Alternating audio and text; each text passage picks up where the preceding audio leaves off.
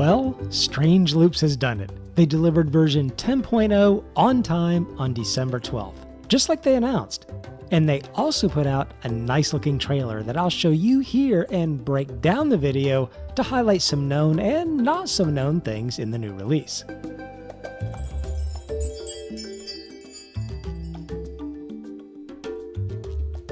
There's so much in this new release, I think it's impossible to give it all justice in a single video. But I thought it would be fun to look at the new trailer, pause it at key moments, and provide some commentary. And here with these animals, even though it's not evident in the video, the devs have improved the pathing of the animals so their movements aren't quite so erratic.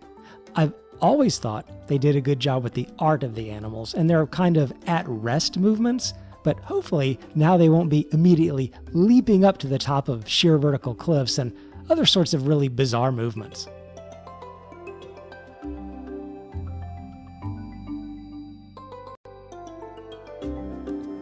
This is almost certainly the new campfire that we'll create for campfire cooking, and it's just one illustration how they changed a lot of the art style and textures of many of the blocks in the game. There's far too many for me to call out here, and it's probably not necessary, but there is going to be a lot of freshness to the visuals that will really be nice for people that have been playing the game for a long time.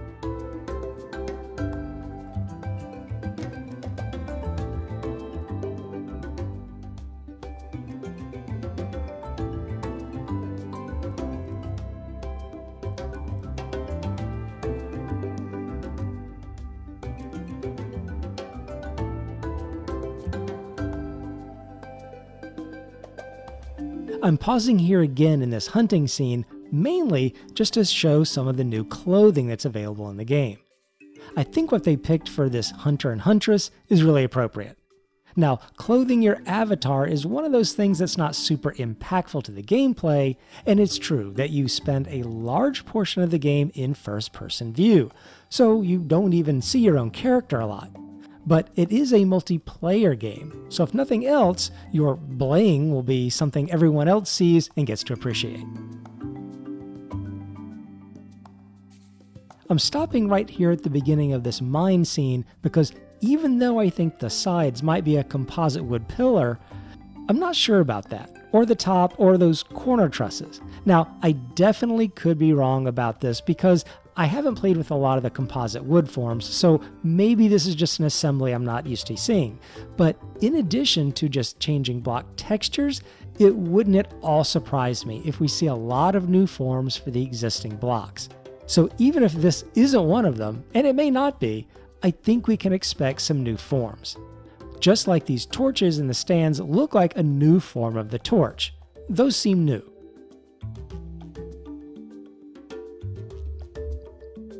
Now this smelter here is also something that's definitely new, and during the video you'll probably spot several other ones.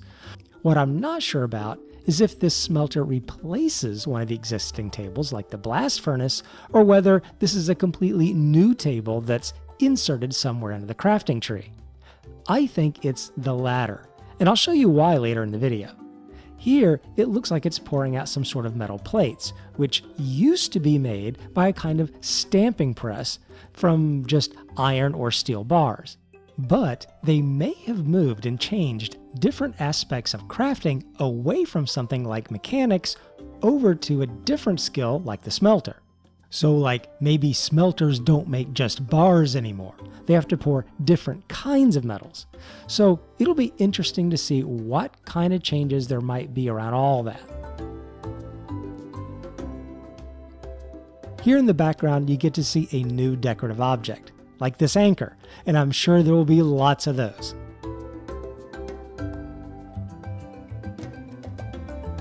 Boats are in the game, and there's a whole variety of these things, all the way from little small canoes, all the way up to large transport barges capable of carrying vehicles. But here, they're being modest and only showing you a fishing trawler, which is the tool on the left, and we get just a tiny sliver of one of the smaller cargo barges all the way to the right.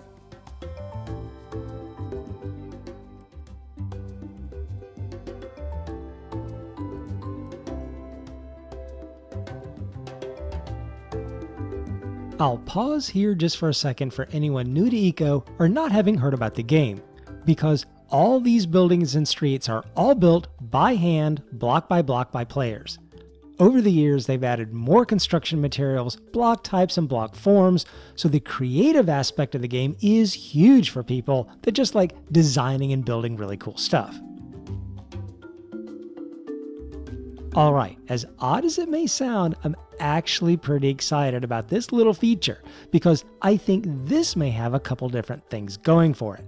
First, when I've played The Sims, capturing an image of something I'm looking at and painting that in the game to make a picture I can actually hang on the wall and see was something I thought was super cool.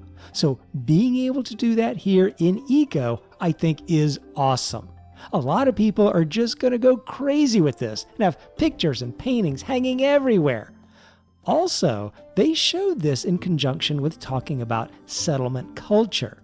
So I'm wondering if these paintings are more than just decorative or something that can be added to a settlement to increase its culture value. We'll just have to see about that.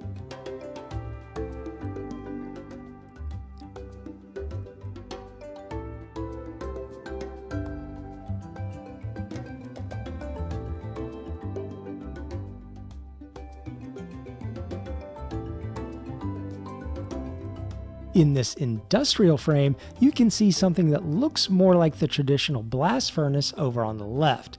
And I think that other object we saw might have been too big to be the starter bloomery in the game. So I can't help but feel that other smelter we saw was something new. But it's possible it was just a major overhaul of the bloomery. We'll just have to see.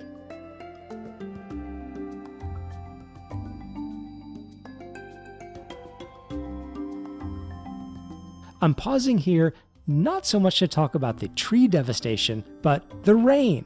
They've added a nice rain weather effect to the game, which I think is super cool. It's not just going to be sunny all the time.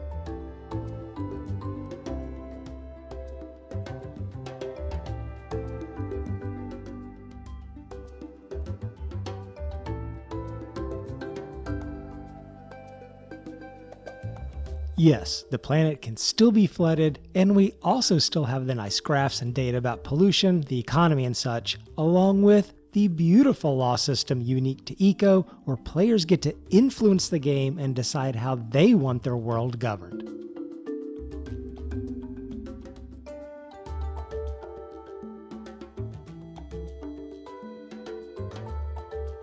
The new Towns and Countries feature is probably one of the most game-changing aspects of this new version, because up to now it's been pretty challenging to try to create multiple governments or sub-governments in the world. It was doable, but not easy, and it had its problems. Now you're going to have a lot more competition between townships, while at the same time having more cooperation within a town to increase its sphere of influence on the planet. So I think a lot of interesting gameplay is going to emerge out of that. The other change associated with this is that land claims are now tied to the overall culture and influence of your settlement. So you don't just get land claims with skill scrolls anymore.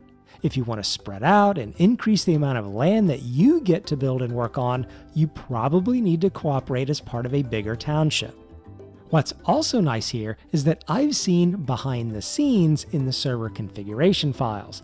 Server admins get to set how many claims a given settlement size gets to earn, how many people it takes to get to the next level of settlement, how much culture you need to increase your sphere of influence, and just a lot of customizable settings around all that to tune a server to a very large population or to a very small population, which I think was a really smart move by the devs. So that's just a little walkthrough of the video with a little commentary about some of the things I enjoyed seeing. And it's far from covering all the new things added to the game. But now I'm going to play the whole thing start to finish, uninterrupted by my ramblings. Enter a vibrant, natural world, teeming with life at every corner.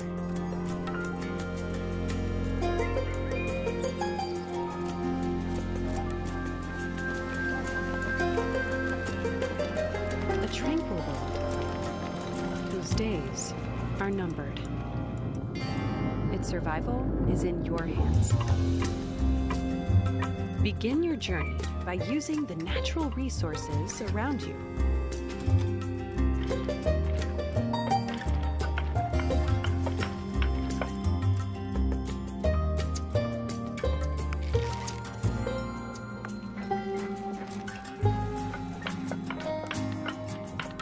Specialize in a craft and trade goods and labor with your fellow citizens in an economy you develop. Advance your society to make ever greater progress forward.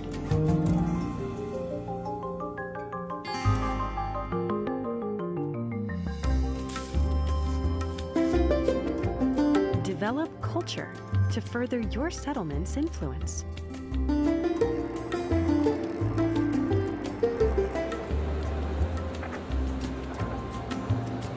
As your civilization grows, so does your impact.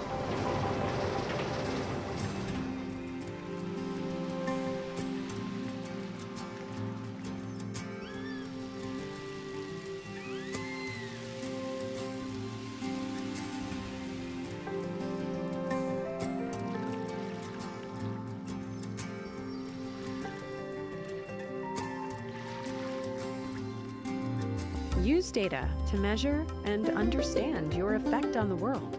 Propose laws and taxes to protect the ecosystem. Create elections and run for office.